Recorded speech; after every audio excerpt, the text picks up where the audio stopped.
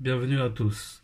Voilà, je fais cette vidéo concernant le mystère de la mort de Jésus, car il y a beaucoup de choses pas normales qui s'est passé. Voilà, je vais commencer dans Marc 14, versets 43 à 52. Bon, là je l'ai au niveau 50. Alors, tous les disciples l'abandonnèrent et s'enfuirent. Un jeune homme suivait Jésus vêtu d'un simple drap de lin. On essaya de l'arrêter, mais il lâcha le drap et s'enfuit tout nu. En fait, là, c'est, en fait, il n'y a plus de compagnons, quoi. À l'arrestation de Jésus, le jour qu'il s'est fait attraper, il n'y a plus de compagnons et tout le monde s'est fait se sont enfuis et voilà, il n'y a plus personne. Là, il s'est fait arrêter. Voilà. Maintenant, à partir de là, tout commence. Luc 24, 9. À leur retour du tombeau, elles annoncèrent tout cela aux 11 et à tous les autres. Voilà, en fait là ils annoncent à tout ce qui s'est passé. Et là dans Marc 16, verset 8, elles sortirent du tombeau et s'enfuirent, toutes tremblantes et bouleversées. Elles ne dirent rien à personne car elles étaient effrayées. Voilà, là il ne dit plus rien. Bon, on continue.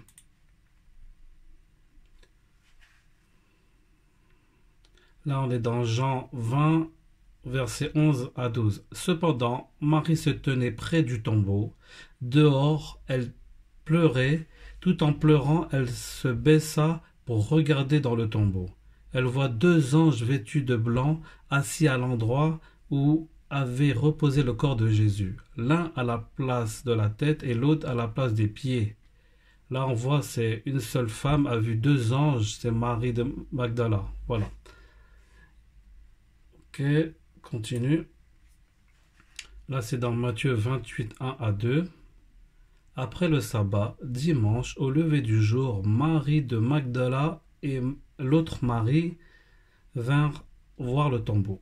Soudain, il y eut un fort tremblement de terre. Un ange du Seigneur descendit du ciel, vint rouler la pierre et s'assit dessus. Là, c'est deux femmes ont vu un seul ange, Marie de Magdala et Marie. Voilà, on continue. Marc 16, 1 à 5.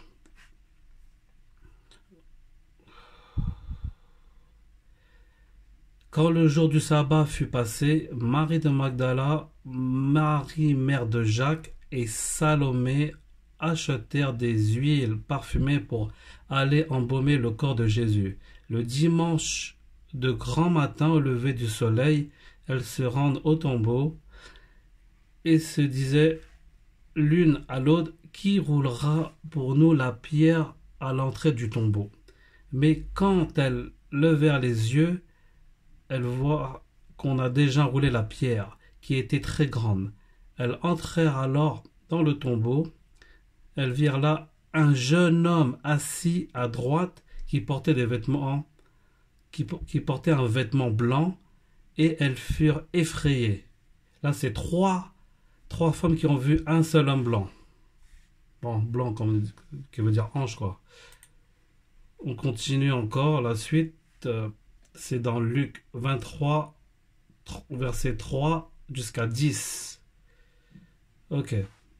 Le dimanche du grand matin, les femmes se rendirent au tombeau en apportant les huiles parfumées. Quand elles avaient préparé, elles découvrirent que la pierre fermant l'entrée du tombeau avait été roulée de côté.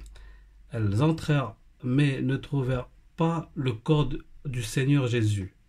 Elles ne savaient qu'en penser jusqu'à deux hommes aux vêtements brillants leur apparurent. Comme elles étaient saisies de crainte et tenaient leur visage baissé vers la terre, ils leur dirent: pourquoi cherchez-vous parmi les morts celui qui est vivant? Il n'est pas ici, mais il est ressuscité. Rappelez-vous ce qu'il vous a dit lorsqu'il était encore à Galilée. Il faut que le Fils de l'homme soit livré à des pécheurs, qu'il soit crucifié et qu'il ressuscite le troisième jour. Elles se rappelèrent alors les paroles de Jésus. Elles quittèrent le tombeau et allèrent raconter tout cela aux 11 et à tous les autres disciples. C'était Marie de Magdala, Jeanne et Marie, et mère de Jacques. Les autres femmes qui étaient avec elle firent le même récit aux apôtres. Là, on voit quatre femmes qui ont vu deux hommes. Ok, on continue. Voilà, après là, c'est par rapport à ce qu'il a bu Jésus, il y a un doute aussi. Ils lui donnèrent à boire du vin mêlé de myrrhe, mais il ne le prit pas. Ok, toujours pareil.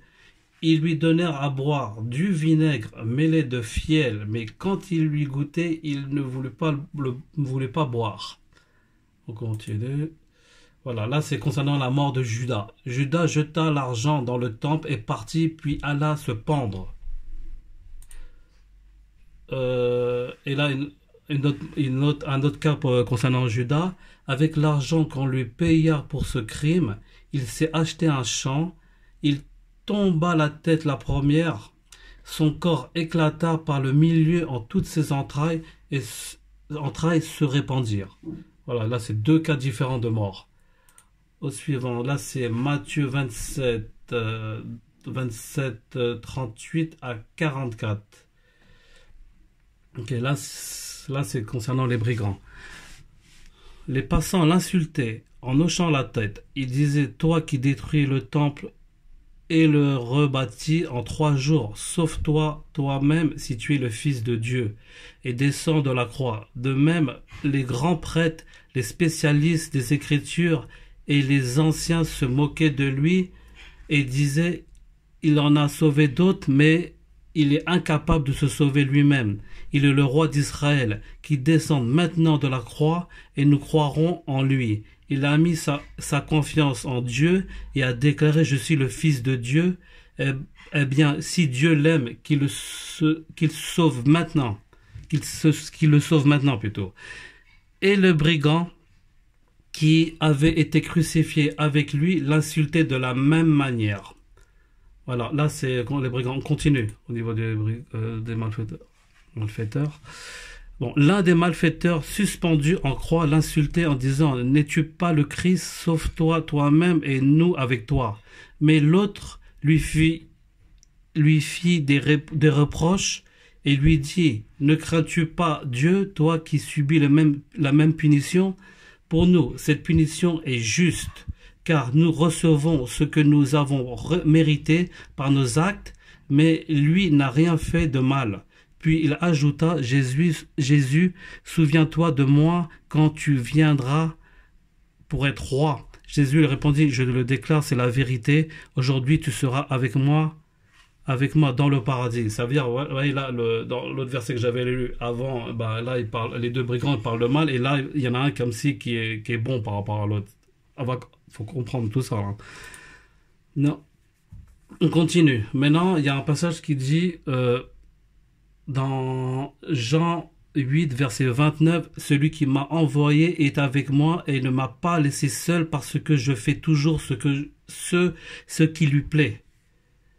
Et après là, c'est justement qui vient quand il dit on va dire dans Matthieu 27, verset 46, vers 3 heures, Jésus cria d'une voix forte: Eli, Eli, lema sabachthani. Ce qui se traduit: mon Dieu, pourquoi m'as-tu abandonné? Voilà. On continue. Matthieu 12, verset 40. En effet, de même que Jonas a passé 3 jours et 3 nuits dans le ventre du grand poisson, ainsi le Fils de l'homme passera 3 jours et 3 nuits au cœur de la terre. Là, en fait, c'est Jésus qui dit un grand signe de ce qui va se passer le jour de sa mort. Alors, on continue par rapport à ça. On va où il y a Jonas dans l'Ancien Testament, en fait, pour voir la précision. C'est Jonas 2, verset 1. Le Seigneur envoya un grand poisson qui avala Jonas. Durant 3 jours et 3 nuits, Jonas demeura dans le ventre du poisson. Depuis le ventre du poisson, il adressa ses prières au Seigneur, son Dieu. Voilà, là on voit bien durant